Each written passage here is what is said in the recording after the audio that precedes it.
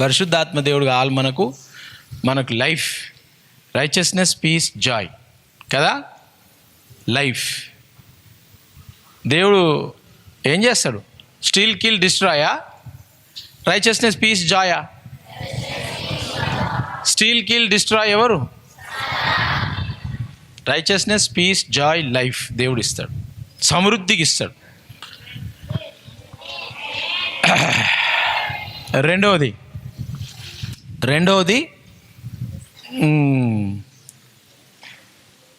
మీరు కూర్చున్నారు ఇక్కడ, మీకు కూర్చుంటే కూడా మీరు సైలెంట్గా మీరు భాషలు మాట్లాడుకోవచ్చు. సైలెంట్గా మీరు ప్రాక్టీస్ చేయాలా. ఎందుకంటే పరిశుద్ధాత్మ వచ్చిన తర్వాత పరిశుద్ధాత్మ మీకు ఫోకస్ చేయడానికి పవర్ ఇస్తాడు. సో ఎవరెవరైతే డిస్టర్బ్ అవుతా ఉన్నారో కొంచెం చూసుకోండి. కూర్చొని ఆత్మ పొందుకున్న వాళ్ళు మీ నోట్లో నా మాటలు వింటూ భాషలు మాట్లాడండి. అర్థమైందా? సైలెంట్గా. నేను ఎప్పుడన్నా చర్చిలో కానీ ఎప్పుడన్నా పోతే నేను కూర్చొని వింటూ ఉంటా, కానీ టంగ్స్లో మాట్లాడుతూ ఉంటా. అది మీరు ప్రాక్టీస్ చేస్తూ ఉండాలి, మాట్లాడుతూ ఉండాలి కూర్చొని టంగ్స్లో. గట్టిగా అరిసే అవసరం లేదు, జస్ట్ నోట్లనే మీరు క్వైట్గా సైలెంట్గా. మనము విస్పర్ అంటారు కదా, తెలుగులో ఏమంటారు విస్పర్ని? గుస్స అని అంటారా? ఏమంటారు? చాడీలు కాదు, అట్లా సౌండ్.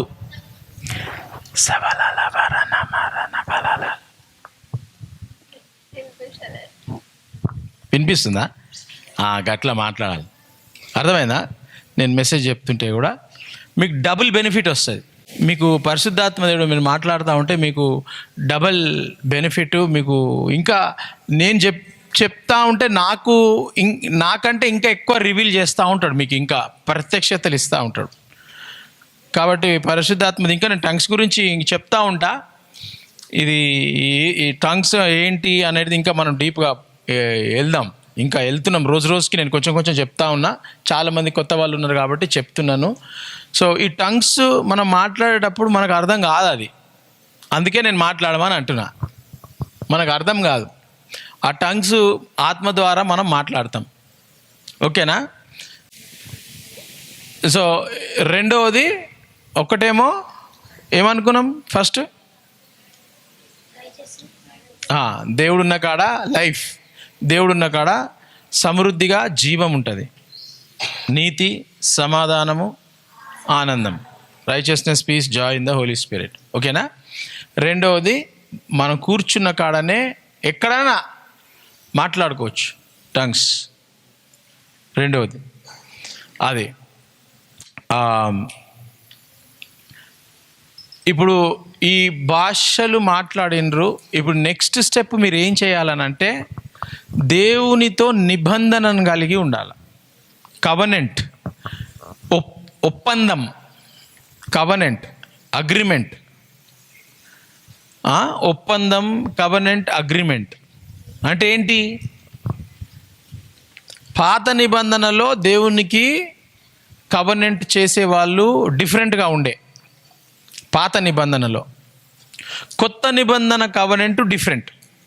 పాత నిబంధన అయిపోయింది కాబట్టి దాంట్లో ఉన్న సూత్రాలను మనం వాడతాం.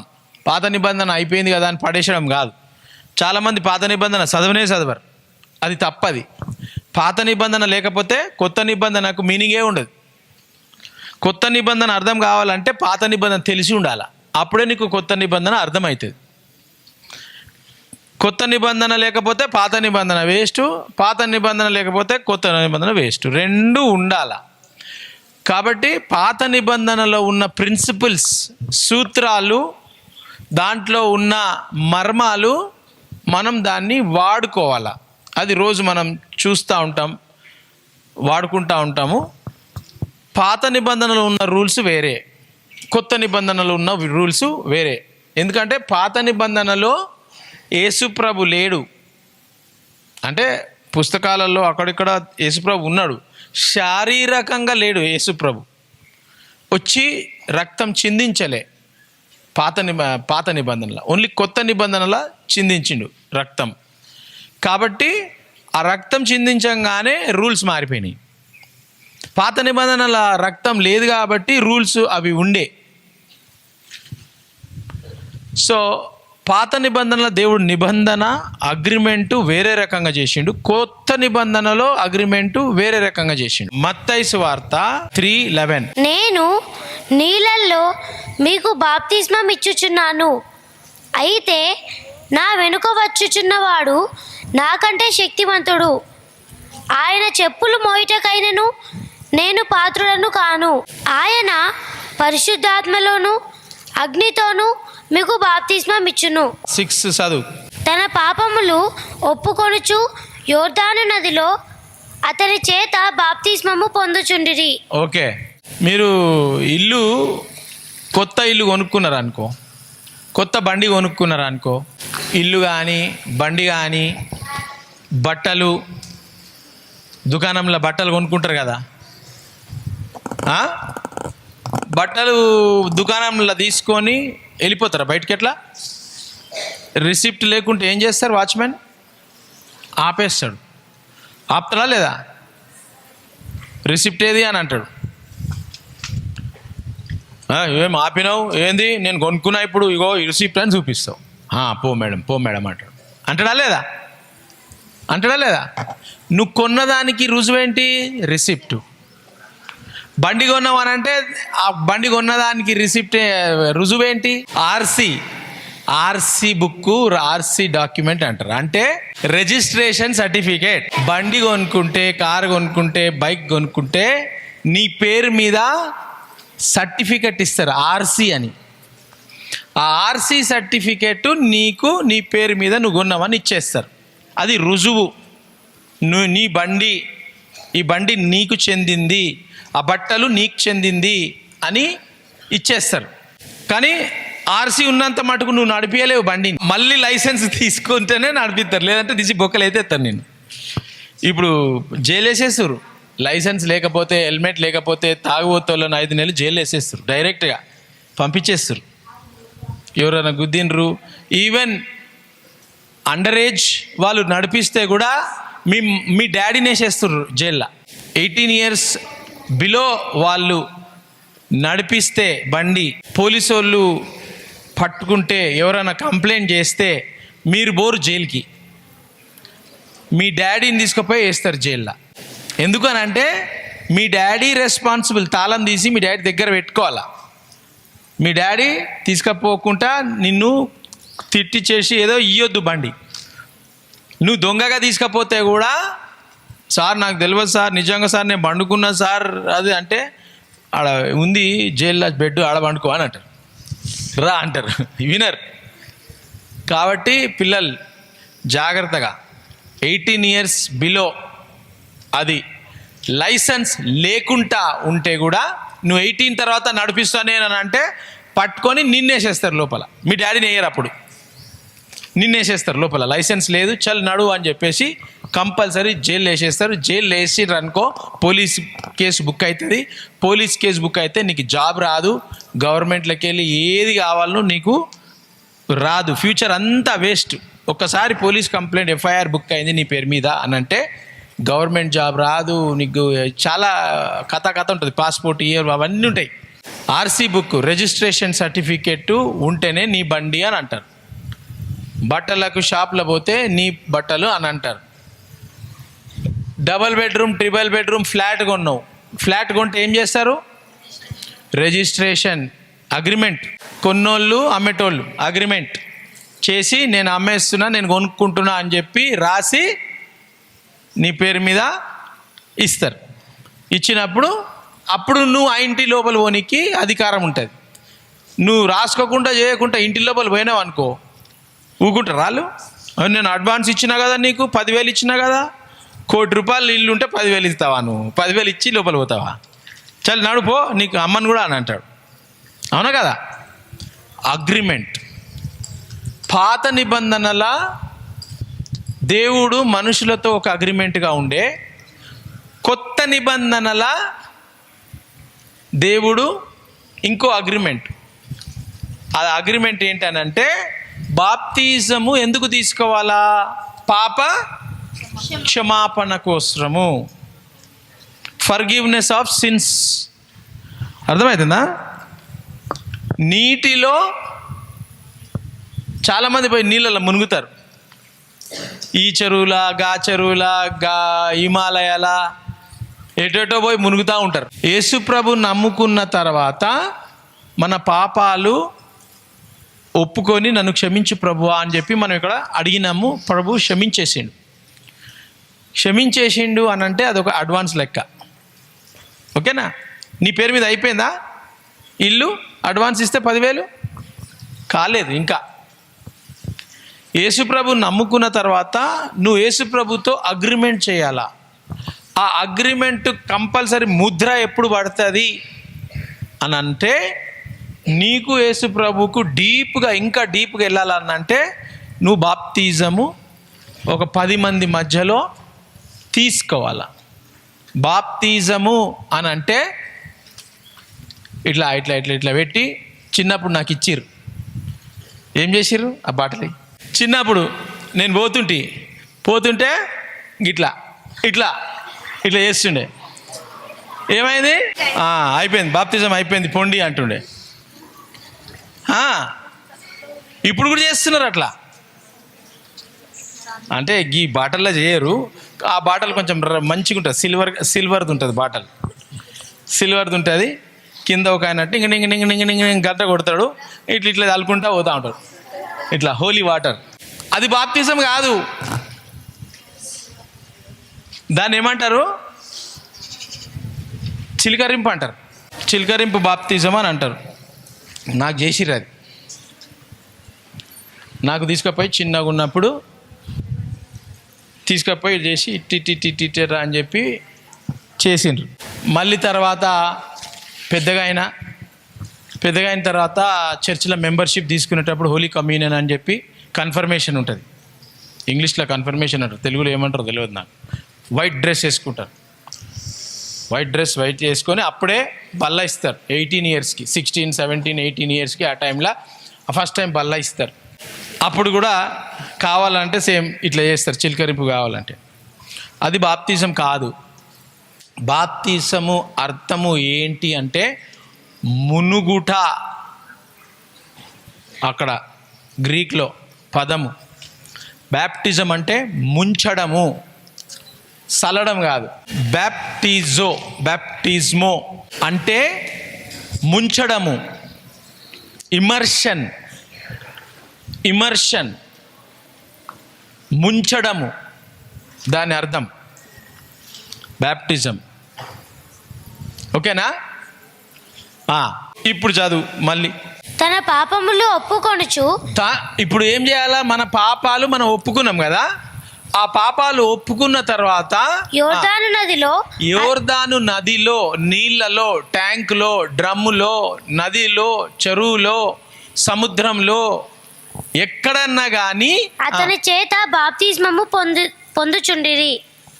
యోహాను, జాన్ ద బ్యాప్టిస్టు అందరికీ నేను పాపిని అంటే ఆయన దగ్గరకు వచ్చినప్పుడు అందరినీ ఆ నదిలో ముంచి ఆయన బాప్తిజమును ఇస్తుండే. ఓకేనా? నేను పాపిని అంటే ఓకే, నీ పాపాలు క్షమించబడతాయని చెప్పి నీటిలో ముంచి మళ్ళీ మీదికి లేపుతుండే. ఇప్పుడు యేసుప్రభు ఎవరు? దేవుడా? దేవునికి బాప్టిజం అవసరమా? ఇక్కడ చూడండి, చదువు, కింద చదువు. అతడు పరిచయులలోను సద్దుకాయులలోను అనేకులు బాప్తిస్మము పొందవచ్చుట చూచి. అందరు పొందుకుంటున్నారు బాప్తిజం. సద్దుకీలు, ఫరిసీలు చాలా మంది వచ్చి బాప్టిజం తీసుకొని మునిగిపోతూ ఉన్నారు, పాపాలు ఒప్పుకుంటా ఉన్నారు. సర్ప సంతానమా, రాబోవు ఉగ్రతను తప్పించుకొనుటకు. సర్ప సంతానమా? సర్పం ఎవరు? యేసుప్రభుని నమ్ముకోక ముందు మనం ఏ సంతానము? సర్ప సంతానం. అర్థమైందా? యేసుప్రభుని నమ్ముకున్న తర్వాత మనకు ఆయన స్వరూపము, ఆయన పరిశుద్ధాత్మ, అదంతా మనం నడుస్తూ ఉంది. ఇప్పుడు అదే టాపిక్ నడుస్తూ ఉంది, ఎట్లా మనం మారిపోతామని చెప్పి. యేసు ప్రభు నమ్ముకోగానే మన జీవితం ఎట్లా సూపర్ న్యాచురల్గా మారిపోతుంది అనేది అది. సర్ప సంతానమా, రాబోవు ఉగ్రతను తప్పించుకొనుటకు మీకు బుద్ధి చెప్పిన వాడెవడు? మారు మనసునకు తగిన ఫలము ఫలించుడి. అబ్రహాము మారు మనసునకు తగిన ఫలము ఫలించుడి. అబ్రహాము మాకు తండ్రి అని మీలో చెప్పుకొన తలంచవద్దు. దేవుడు ఈ రాళ్ళ వలన అబ్రహామునకు పిల్లలను పుట్టింపగలడని మీతో చెప్పుచున్నాను. 13th verse చదువు. ఆ సమయమున యోహాను చేత బాప్తిస్మము పొందుటకు బాప్తిజం ఎవరు తీసుకుంటారు? పాప క్షమాపణ కోసం తీసుకుంటారు. అవునా? యేసు ప్రభు పాపం చేసిండా? ఇప్పుడు చదువు. ఆ సమయమున యోహాను చేత బాప్తిజం పొందుటకు యేసు గలిలయ నుండి యోర్దాను దగ్గరున్న నది దగ్గరికి అతని యొద్దకు వచ్చెను. యోహాను దగ్గరికి వచ్చిండు యేసు ప్రభు. అందుకు యోహాను అప్పుడు ఏమంటుండు? యోహాను ఎవరు? బాప్తిస్తం ఇచ్చే యోహాను బాప్టిస్టు. ఆయన ఎవరు? ఆయన బైబిల్లో ఉన్న గ్రేటెస్ట్ ప్రాఫిట్. ప్రవక్తలు అందరికంటే గ్రేటెస్ట్ ప్రాఫిట్ యోహాను. యేసుప్రభే చెప్తాడు, కింద చెప్తాడు, ప్రవక్తల కంటే great prophet John the Baptist. దాని తర్వాత ఇంకోటి చెప్తాడు, తర్వాత నేను చెప్తా అది. ఇప్పుడు ఈ ప్రవక్త దగ్గరికి యేసుప్రభు వస్తున్నాడు. ప్రవక్తకి దేవుడు కనిపిస్తాడా? ప్రవక్తకు దేవుని మాటలు వినిపిస్తాయా? ప్రవక్తకు దేవుడి విషయాలు తెలుస్తాయా? ఇప్పుడు ఎక్కడికి వస్తున్నాడు యేసు ప్రభు? యోహాన్ దగ్గరికి వస్తున్నాడు.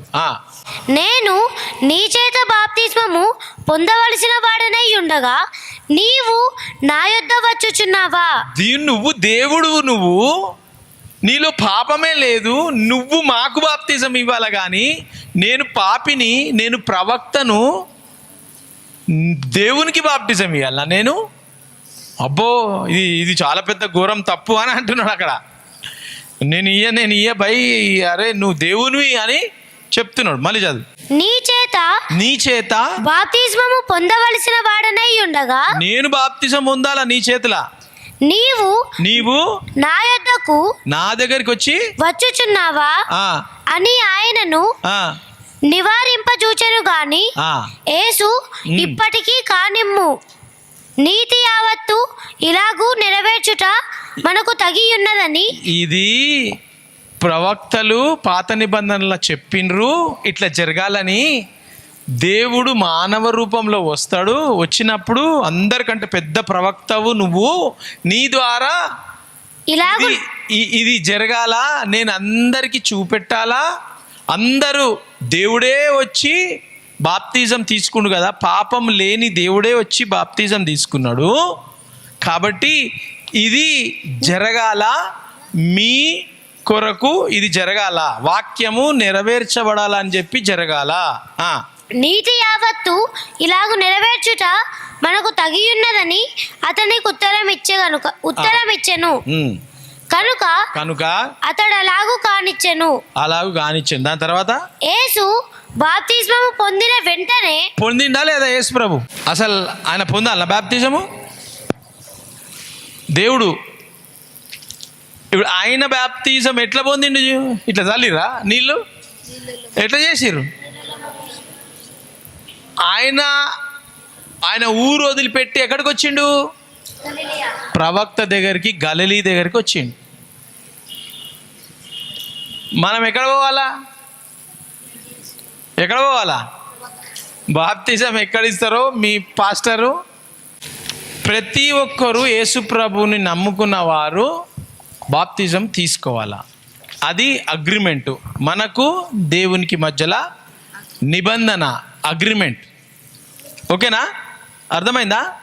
అగ్రిమెంట్, నీకు దేవునికి మధ్యలో అగ్రిమెంట్. బాప్తిజం నీటిలో, ఒక బాప్తిజము నీటిలో తీసుకోవాలా. ఓకేనా? దాని తర్వాత చదువు. యేసు బాప్తిస్మము పొందిన వెంటనే నీళ్లలో నుండి ఒడ్డునకు వచ్చెను. ఇదిగో ఆకాశము తెరవబడెను. దేవుని ఆత్మ పావురం వలె దిగి తన మీదికి వచ్చుట చూచెను. దాని తర్వాత మరియు ఇదిగో ఈయనే నా ప్రియ కుమారుడు, ఈయన యందు నేను ఆనందించుచున్నానని ఒక శబ్దము ఆకాశము నుండి వచ్చెను. 11 చదువు.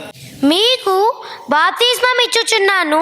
యోహాను బాప్తిజము నీటిలో బాప్తిజం ఇస్తున్నాడు అందరికి. అదే చదవాలి మళ్ళీ స్టార్ట్. మీకు బాప్తిస్మం ఇచ్చుచున్నాను. మీకు బాప్తిజం ఇస్తున్నాను నేను.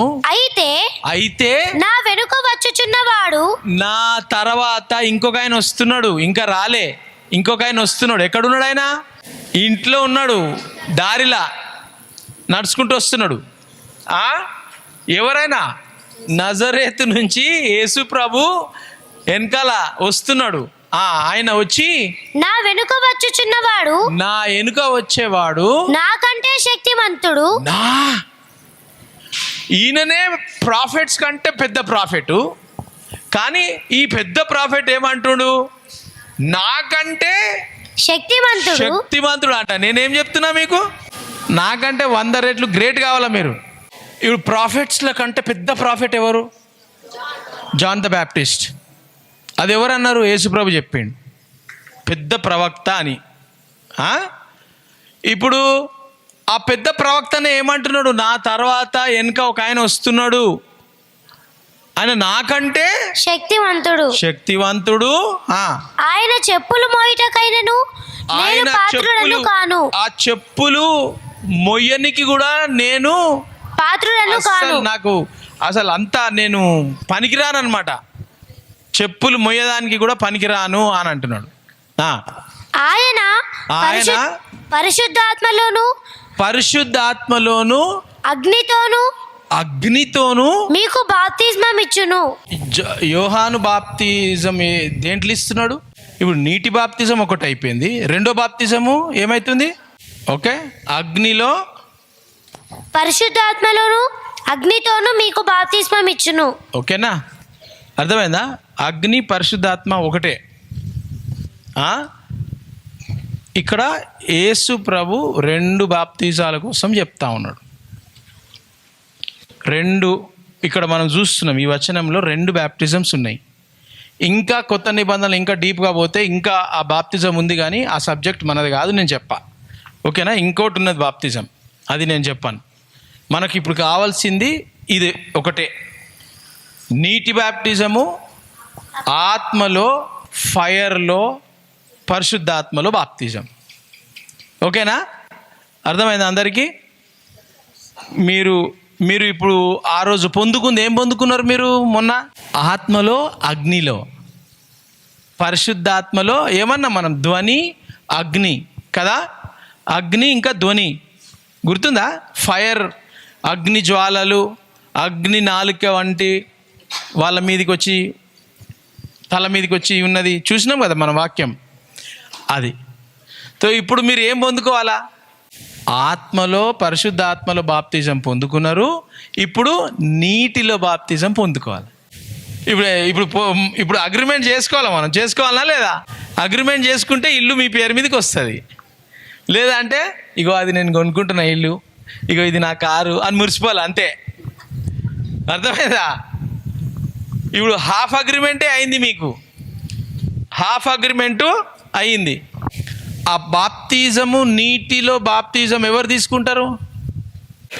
మీకు మంచిది చెడ్డది ఏందో తెలుసు, పాపం చేయడం తెలుసు అని అంటే మీరు బాప్తిజంకి రెడీ అనమాట. పాపం చేస్తున్నారు, తప్పు చేస్తున్నారు అని అంటే మీకు మంచిదేందో చెడ్డదేందో తెలుసు కాబట్టి మీరు బాప్తిజంకి రెడీ. ఓకేనా? బాప్తిజం తీసుకున్న వాళ్ళు మళ్ళీ పాపములోకి వెళ్ళొద్దు, చెయ్యొద్దు. ఓకేనా? అర్థమైందా లేదా?